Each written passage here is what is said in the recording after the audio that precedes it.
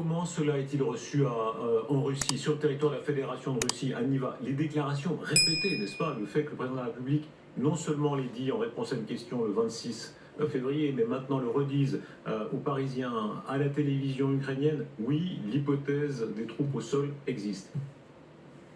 Alors effectivement, le ton a changé vis-à-vis de la France.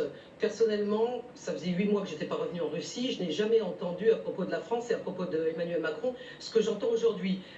Les talk-shows politiques du dimanche soir qui viennent de se terminer sur différentes chaînes, notamment celui de Rassi Adine, c'est-à-dire Dmitri Kiselyov, à qui Vladimir Poutine a donné cette interview fleuve de 2 heures il y a quelques jours, juste avant l'élection, se déchaîne littéralement contre Emmanuel Macron.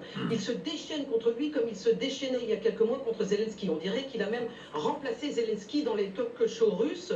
Donc, je ne vous épargne les détails, mais quand même, je peux vous dire que l'armée française est ridiculisée dans ces talk-shows russes, que j'ai même entendu un chiffre qui est totalement, évidemment, inventé, qui est donné par ces propagandistes sur le nombre de Français volontaires qui seraient en train de combattre en Ukraine et même qui seraient morts, le chiffre qui est avancé de plus de 300 personnes, et bien évidemment sont ridiculisés malheureusement dans cette propagande russe, les personnes du ministre des Affaires étrangères, M.